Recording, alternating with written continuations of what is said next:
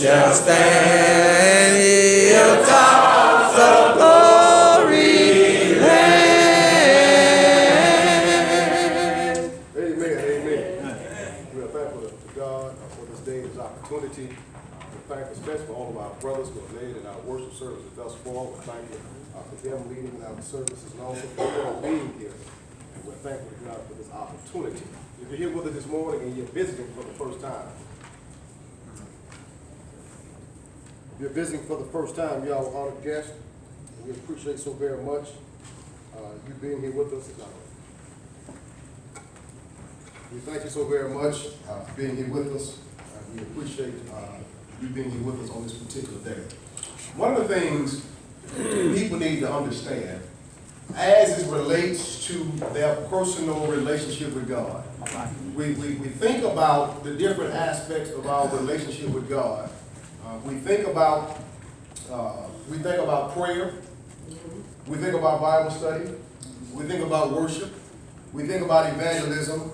We also think about faith. And a lot of times people talk about faith, but when they talk about faith, as people talk about it, is divorced from a lot of things that God would have people to know about faith. For example, when many people talk about faith, they divorce faith from works. James chapter 2, verses 14 through 26. Where James says, you know what, oh man, does thou know faith without works is dead? In other words, if you don't have faith, you don't have works. Another thing that people divorce faith from, faith and obedience.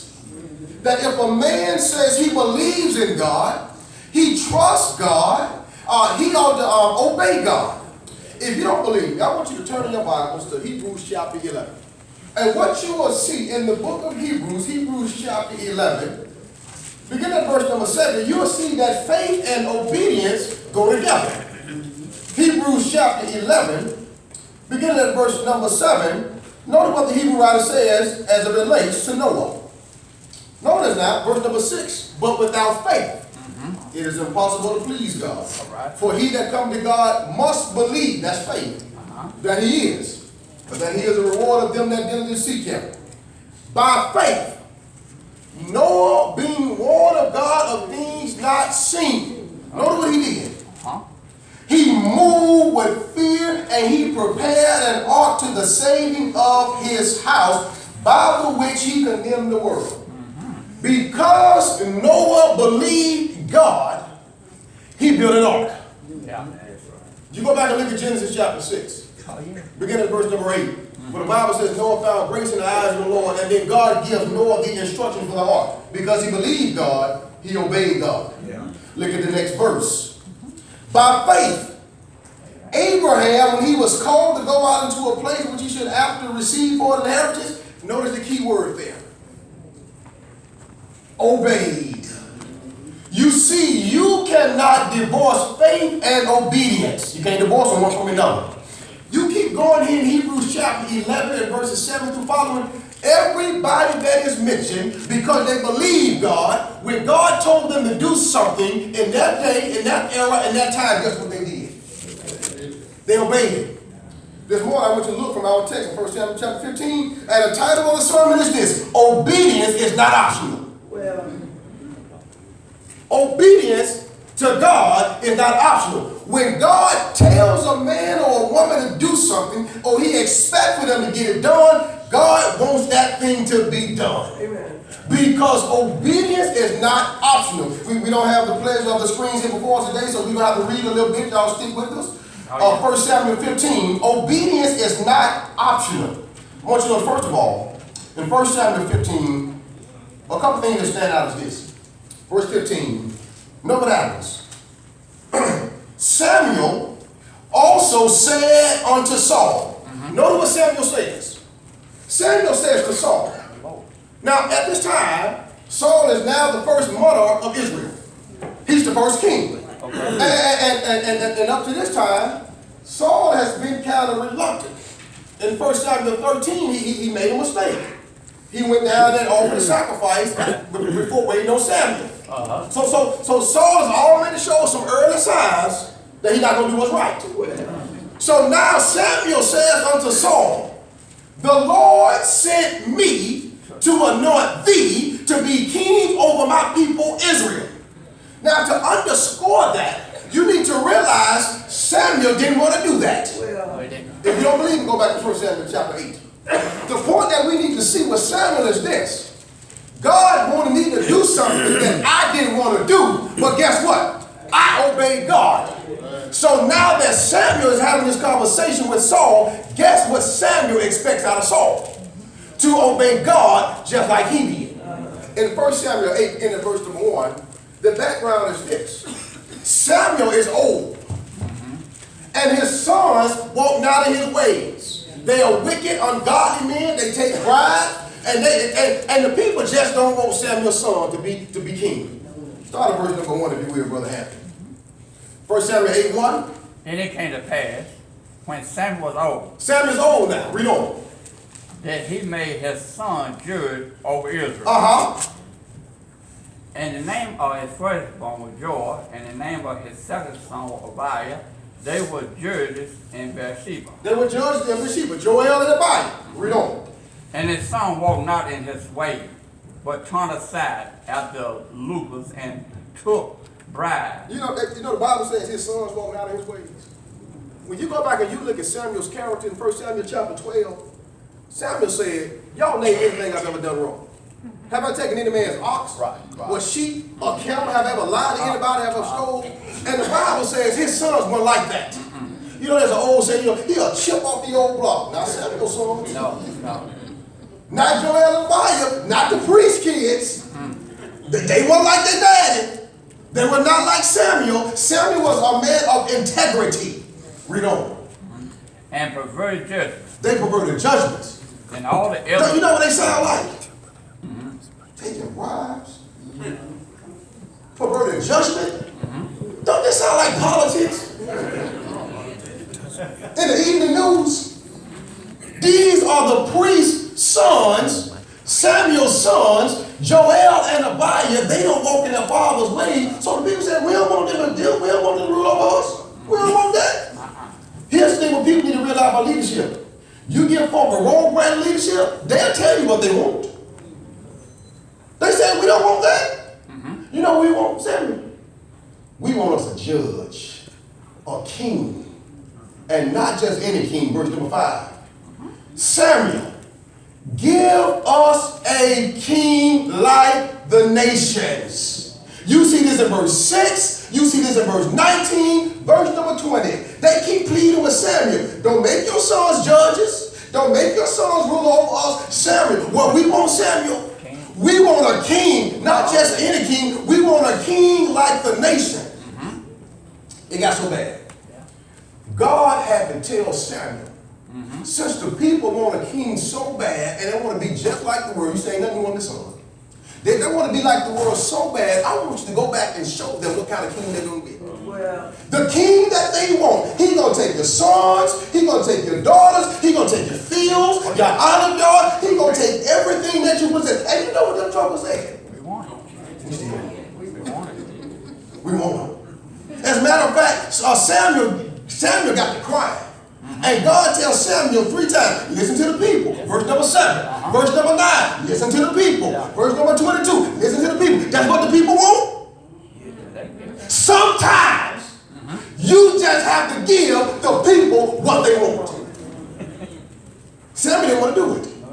So by the time you read 1 Samuel 15, here is Samuel talking to the man that he didn't want to be king. And Samuel says, I didn't want to anoint you.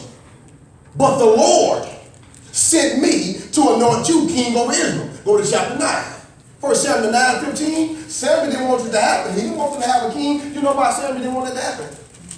In order for Israel to have a king, they had to dethrone God. And anytime people don't want to have God, as you know, people say, you know what, God, give all that to God. The head of my life, oh, don't mean that. They just say that as a byproduct, but they don't want that. And so here they are taking God off the throne. 1 Samuel 12:12. Samuel said, God was your king. He was the one who did take you out of Egypt. He did protect you. He did provide for you. And now they ask for another king. Samuel said, y'all had to take God off the throne in order to do that. So now here they have Saul, and here's Samuel anointing Saul. 1 Samuel 9:15. What does he say? 1 Samuel 9, verse number 15. Now the Lord had told Samuel in his ears a day before Saul came. God whispered in Samuel's ear. He said, now, a day earlier, the day before, he said, the man I told you about yesterday, he on his way down. That's who I want. That's he going to be my king. Read on. Tomorrow about this time I will send thee a man out of the tribe of the land of Benjamin, and thou shalt anoint him to be captain over my people, Israel. And he may save my people out of the hand of the Philistines.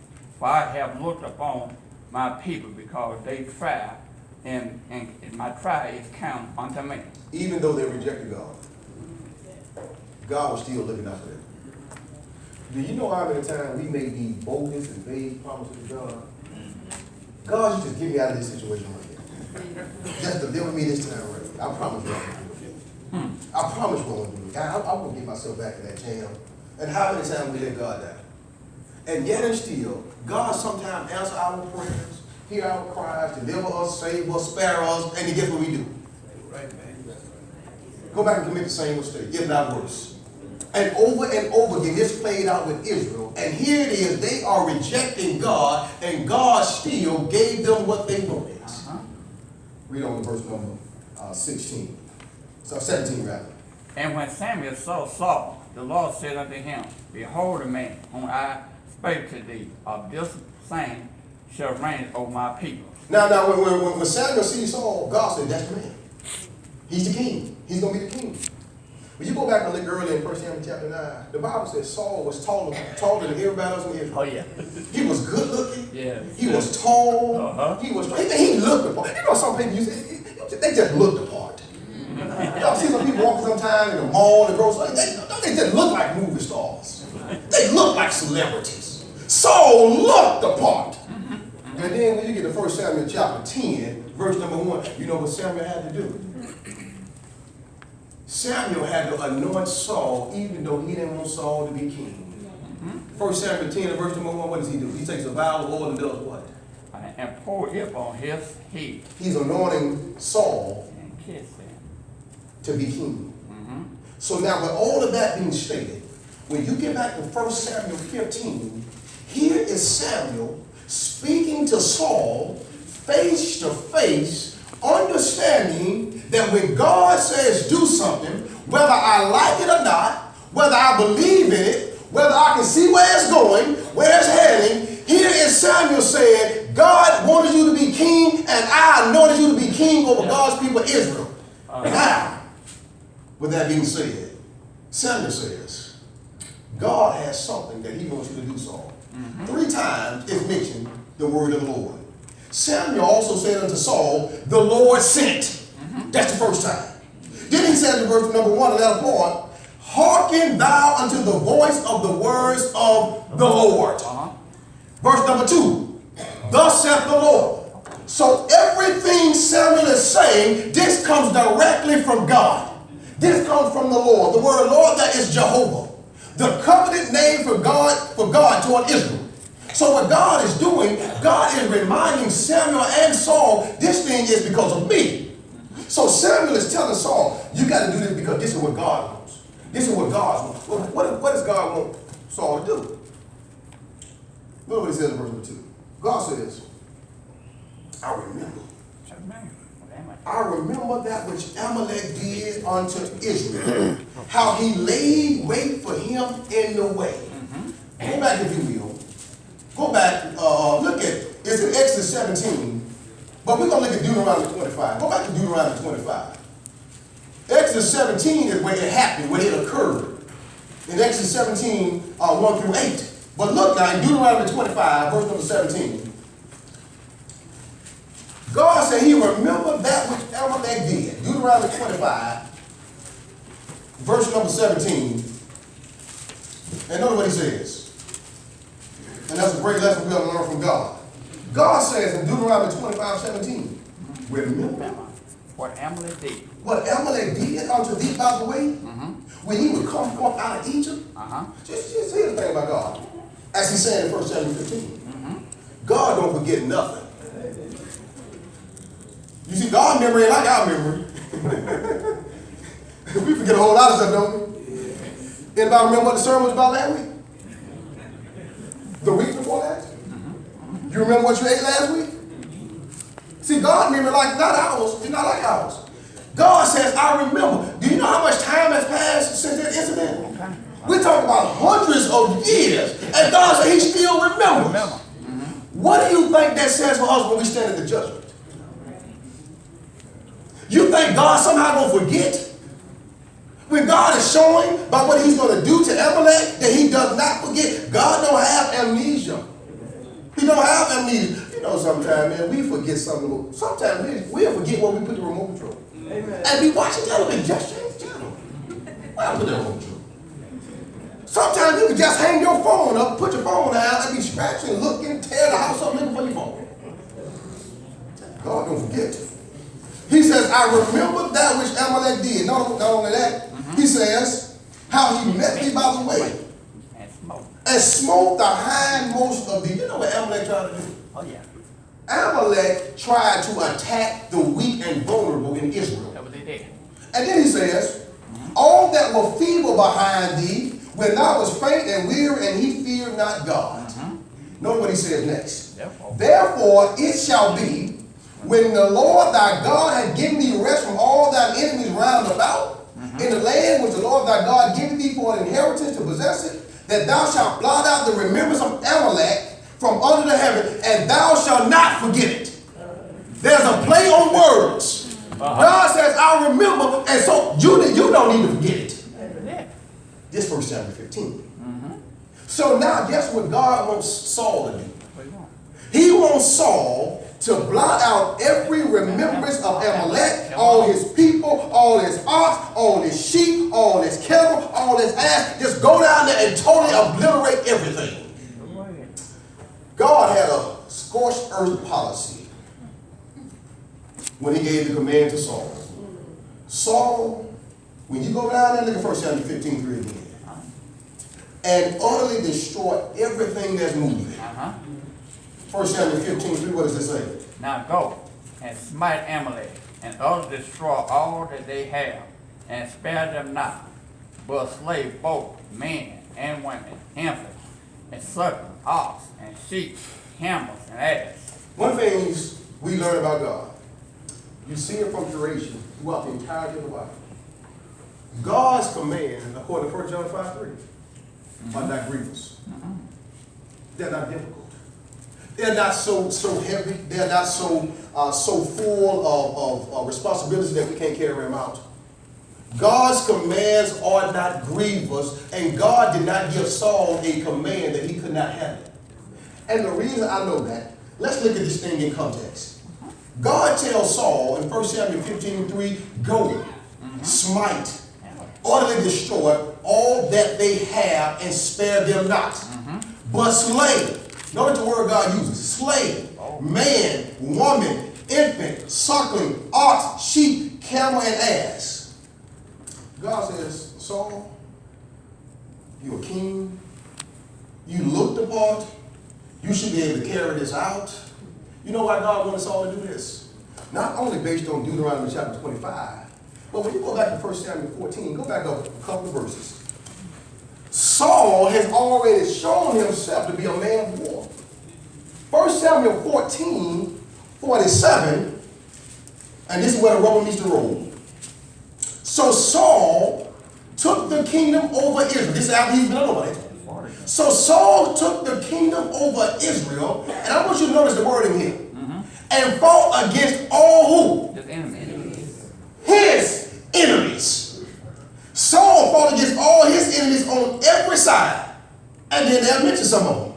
Moab, the children of Ammon, Edom, Zobah, the Philistines, and whithersoever he turned himself, he vexed them. He fought against them, he vexed them, and then you look at verse number 48. And he gathered in hosts and smote who? The Amalekites. The Amalekites. Who are we reading about in chapter 15? The Amalekites. This is a lesson that everybody needs to understand. What you realize with man is this. When man has something for personal gain and glory, Yes. he will exert maximum effort. That's serious. But when God tells a man to do something, they vanish. They just fall down. You see this many times, even in everyday life. We talk to people many times, and we see people. I meet a lot of guys say they sing gospel, they acapella sing and things like that. But then they won't bring their abilities and obedience to come and sing an acapella in the Lord's church. Man. But when a man can get personal glory, he'll do it. Okay. He is Saul fighting his enemies, and he can do it then. All right. But when God told him to do it, he can do it. Sometimes I be teaching the people, I got a PhD, and I got all these different degrees. I teach in this school, and I teach in this university. Okay, why can't you bring them abilities over into the Lord's church and teach somebody the gospel? But many times, when it's for God, they can't do it. And here is Saul saying, you know what? I spared the best of the people. When you look at verses 4 through 9, Saul gathered the people together and numbered them in Telium 200,000 footmen. He had more than enough men. And 10,000 men of Judah, 210,000 men. And Saul came to a city of Amalek and laid wait in the valley. And Saul said unto the Kenites, go, depart, get you down from among the Amalekites, lest I destroy you with them, for you showed kindness to all the children of Israel when they came up out of Egypt. So the Kenites departed from among the Amalekites. And Saul smote the Amalekites from Havilah until thou comest to Shur, that is over against Egypt. And notice what the Bible says. And he took Agag, the king of the Amalekites, alive, and utterly destroyed all of the people with the edge of the sword. Is that what God said do? No. Let's go back and look at verse number 3. Now go and smite Amalek, and utterly destroy all that they have. Spare them not. You see, when you look at verse number 8, obedience is not optional. Oh, you can't pick and choose with God what you're going to do. When God expects for you to do something and carry it out, you got to do it to the letter of the law, as we say. And so the Bible says he spared the best of the sheep and of the oxen. And the Bible says, and that was good, and would not utterly destroy them. He did the exact opposite of what God told him to do. And would not utterly destroy them, but everything that was vile and refused, that they destroyed utterly. He picked and chose what he wanted to keep and what he wanted to destroy. What happens in verses 10 through 15? It was so bad. Samuel has a conversation with Saul twice about his disobedience. Notice now. Then came the word of the Lord unto Samuel, saying, this is God saying, it repeated me that I have set up Saul to be king, for he has turned back from following me. And he had not performed my commandments, and it grieved Samuel, and he cried unto the Lord all night. Here's Samuel, a grown man, an older man, a distinguished gentleman, and he is crying over another grown man all night because he rejected God's word. It pained Samuel when Saul did this. Not only that, the reason why it pained Samuel so much, Saul was the successor behind Samuel. Can't you just see Samuel in his room crying and saying to himself, that's why I didn't want to anoint him? Because I knew he was not going to follow you. Because Israel has always had a problem obeying God and following God and totally submitted to God. The Bible says Samuel cried all night. Not only that, and when Samuel rose early to meet Saul in the morning, it was told Samuel, saying, Saul came to Carmel. And behold, he sent him up a place and gone about and passed on and gone down to Gilgal. Samuel came to Saul, and notice Saul's first response. Saul said unto him, blessed be thou the Lord. I have performed the commandment of the Lord. That's not what God said the person to be loved. It's amazing when God and man said two different things. When we contradicting one another. God tells Samuel, he had not performed all the commandments of the Lord, and here comes Saul hopping and skipping, saying, blessed be the name of the Lord. I have performed all the commandments of the Lord. Not only that, he says, Samuel says, if you did what God told you to do, why do I still hear these animals over here? Verse 14, Samuel said, what meaneth then the bleating of the sheep in mine ears, and the lowing of the oxen which I hear? And Saul said, they. Now we're going to come back to that. All right. They have brought them from the Amalekites, for the people spared the best of the sheep and of the oxen to sacrifice unto the Lord thy God. God didn't ask for that. Yes. Because obedience is not optional. He didn't ask for the people to spare the sheep and the oxen and the camels and all those things for sacrifice. Then look at verse 16. Then Samuel said unto Saul again. Samuel says, stay right here. Hey. Let me go and talk to God about this. Yeah. Stay, and I will tell you what the Lord has said to me this night. And he said unto him, stay on. Verses 17 through 21 is the second conversation. Notice now, as Samuel said, when you was young, when you were living down on site, was thou not made the head of the tribe of Israel over the Lord and anointed thee king over Israel? And God sent thee on a journey and said, go and utterly destroy the sinners, the Amalekites, and fight against them until they be consumed. Samuel is reminding Saul of what God told him to do. Yeah. Didn't God send you on a journey? Yeah. Didn't God give you a command? Didn't God give you something to carry out? God wanted Saul and Israel to utterly destroy the sinners, the Amalekites, because vengeance is the Lord's, Romans chapter 12. It's always belonged to God. Samuel says in verse 19, wherefore then didst thou not obey the voice of the Lord? Yeah. How did you fix it in your mind that you're just going to disrespect and reject God's command? Yeah. He said, but you flew upon the spoil and did evil in the sight of the Lord.